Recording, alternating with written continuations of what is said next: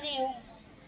આજે નાનાલિયા યુવક મંડળ સુરત દ્વારા આયોજિત દ્વિતીય સ્નેહ મિલનનું આયોજન કરેલ છે, ત્યારે હું માલવ્યા નિયત અહીં ઉપસ્થિત ગ્રામજનોને, મિત્રોને તથા આમંત્રિત મહેમાનોનું પ્રેમની પવિત્રતાથી તેમનું સ્વાગત કરું છું। આજે હું સ્ટેજ પરથી રજૂ કરવાનો છું એ મારા વિચારો છે, ક્યાંક સમાજમાં રહીને શીખ્યો છું, ઉંમર અને અનુભવના આધારે જાણેલું છે। સારી નહીં પણ સાચી સચોટ વાતો છે, જે તમારા દિલને સ્પર્શી શકે એવી વાતો આજે હું તમારા સમક્ષ રજૂ કરવાનો છું। પણ શરૂઆત મૂંઝાયેલા ચહેરાથી નહીં, ઉદાસ ચહેરાથી નહીં, પણ એક સ્મિત અને મુસ્કાનથી કરવી છે। उदासी और निराशा जिस चेहरे का श्रृंगार करती है, उदासी और निराशा जिस चेहरे का श्रृंगार करती है, मक्खी भी उन चेहरे पर बैठने से इनकार कर देती है। मक्खी भी उन चेहरे पर बैठने से इनकार कर देती है। जो આપણે ફોટો પાડીએ કે સેલ્ફી લઈએ તો મુંજાયેલા ચહેરાથી ફોટો પાડીએ છીએ नहीं ने, अपने स्माइल थी फोटो पाड़िए छिए ने, तो थोड़ा मुस्कुराने से फोटो अच्छी आ सकती है, थोड़ा मुस्कुराने से फोटो अच्छी आ सकती है। जिंदगी भर हंसो माय डियर फ्रेंड, जिंदगी क्यों ना अच्छी बन जाती है। મિત્રો, દુનિયામાં 4 વાર ખૂબ જ મહત્વના છે। પહેલો વાર તો પરિવાર, બીજો વાર તો જમણવાર, ત્રીજો વાર તો રવિવાર અને ચોથો વાર એ પણ મહત્વનો વાર તહેવાર। આજે જ્યારે સમસ્ત નાનાલિયા ગામ પરિવારનું સ્નેહ મિલનનું આયોજન કરેલ છે, તો અહીંયા પરિવાર પણ ઉપસ્થિત છે, આજે સાથે રવિવાર પણ છે અને બીજા અહીં સરસ મજાનું જમણવાર પણ છે અને બીજો મોટો હોય કે ના હોય અહીંયા સરસ મજાનો પરિવાર ભેગો થયો છે, એટલે આપણા માટે તો તહેવાર પણ છે।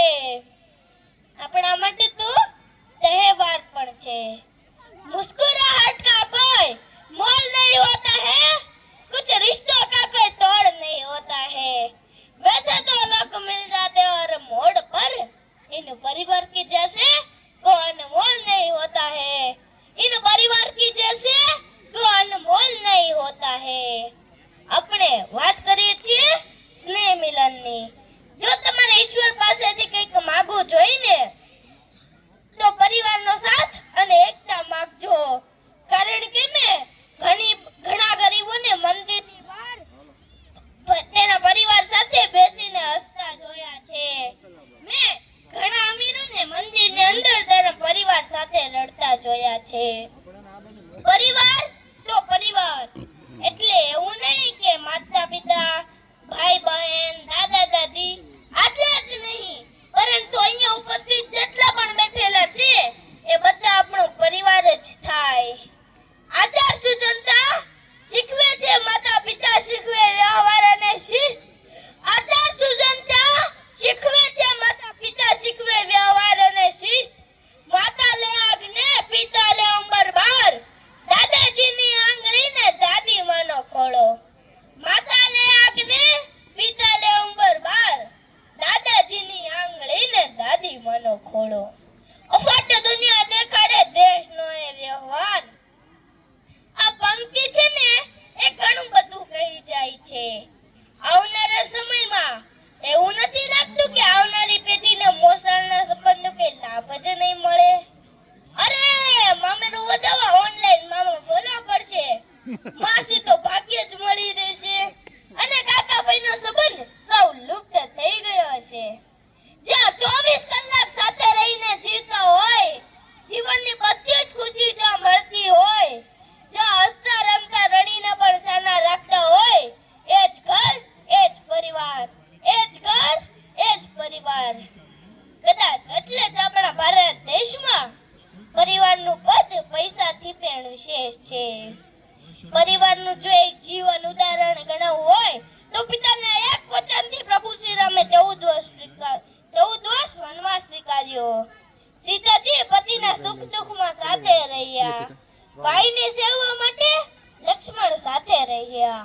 ભરત અને ઉર્મિલાનો ત્યાગ પણ ક્યાં ઓછો હતો. જ્યાં જતું કરવાની ભાવના હોય ત્યાં હંમેશા રામાયણનું નિર્માણ થાય. જ્યાં જતું કરવાની ભાવના હોય ત્યાં હંમેશા રામાયણનું નિર્માણ થાય. જ્યાં મારું મારું કરીને પડાવી લેવાની ભાવના હોય ત્યાં હંમેશા મહાભારત જ રચાય. આપણે પરિવાર સાથે જોડાયેલા રહેવાનું છે. તેથી ગમે તેવી મુશ્કેલી આવે કે ગમે તે પરિસ્થિતિ આવે, જો પરિવાર સાથે હશે ને તો બધું જ પાર થઈ જશે. મિત્રો, એકલા દુખી થઈ શકાય છે પણ એકલા સુખી ક્યારે નથી થઈ શકાતું.